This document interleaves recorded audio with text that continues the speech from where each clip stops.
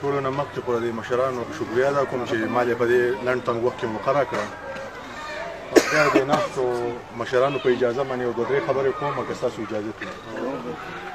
وایي پخوا په زمانه کې وایي د یو ابۍ زوی مړ شو نو وایي هغه ژاړلو. وایي چې هغه ابۍ ژړل نو وایي هغې چرګه یادوله په دغه کې په فریاد کې. وایي هغې وایي چې هی هی چرګې که نه نو چې کله د چرګې هغه فریاد ډېر وکړو نو خلکو ورته ووایي دا د دې خو زوی مړ دی او چرګه یادوي. نو هغې ورته وایي که د چرګې تپوس مې کړی نن به مې زوی نه مړ کېدو.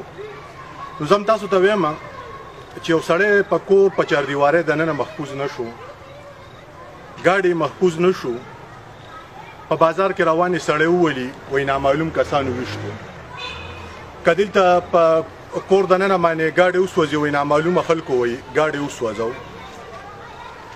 نور هم داسې د دنیا خبرې دي چې دا خلک نامعلومه دي. په معاشرې کې چند خلک غلط دي، ټول خلک غلط نه دي او نه ټولو ته مونږ ګوته نیوی شو چې دا ټول غلط دي.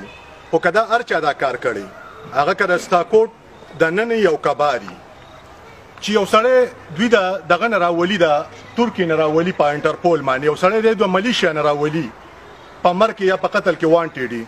نو دا سر دا خو درېیمه ورځ ده چې دا ګاډی دغلته ولاړ دی. مونږ په دې فیسبوک له زور ورکړی په مخه به ځې پوسټونه کوو. د اوسه پورې څوکۍ چې سټاکوټ څوکۍ چې کومه ده هغې د دې تفتیش ونه کړو د اف آی آر. اولنۍ خبره اف آی آر دی، دویمه خبره تفتیش دی. دلته تفتیش نه کېږي د یو خبرې، دلته اف آی آر په سړي باندې وشي هغه ګرځي هغه پکې بار ملکونو چکرې مو وایي هله هغه خبره سر له راشي چې کله به خلک زور شروع کړي. نو زه تاسو ته دا وایم د خانګړی په پیل ازل باندې د خانګړی په تاریخ کې لکه زه ما چې څونه عمر دی دا ما په پیل ازل واورېده چې په خانګړی کې دونه یو کم ظرفه یو غیر عیني یو غیر شرعي او یو غیر قانوني کار وشو. نو زه خپلې خبرې ډېرې زیاتول نه غواړم.